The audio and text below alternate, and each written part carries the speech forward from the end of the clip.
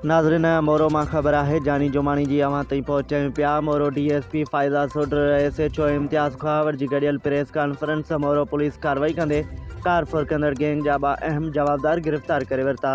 फुरथियल car ऐं हथियार हथ जवाबदार गिरफ़्तार। SSP नौशेरो फिरोज़ मीर रोहेल खान खोसो जी ख़ुसूसी हिदायतुनि ते मोरो DSP फ़ाइज़ा सुड्र SHO इम्तियाज़ अली ख़ावर प्रेस कॉन्फ्रेंस कंदे ॿुधायो त मोरो पुलिस ॻोठ रांझो खान ज़रदारी में कामयाब कार्रवाई कंदे कुछ ॾींहं अॻु फुरथियल कार हथ करे वरिती आहे।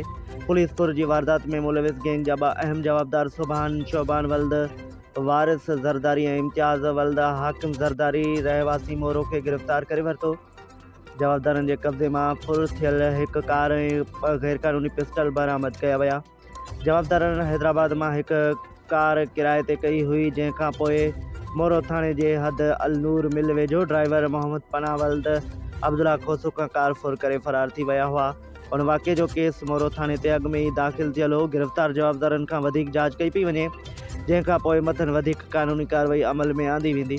होॾां कार ड्राइवर मोहम्मद पनाह खोसो मोरो पुलिस जे DSP फ़ाइज़ा सुड्र ऐं ॿियनि पुलिस अमलदारनि खे दुआऊं कयूं।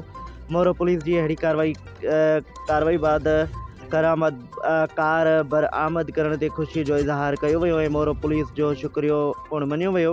उन वक़्तु रेडर अब्दुल रऊफ़ सोलंकी, अयाज़ हुसैन भुट्टो मौजूदु हो।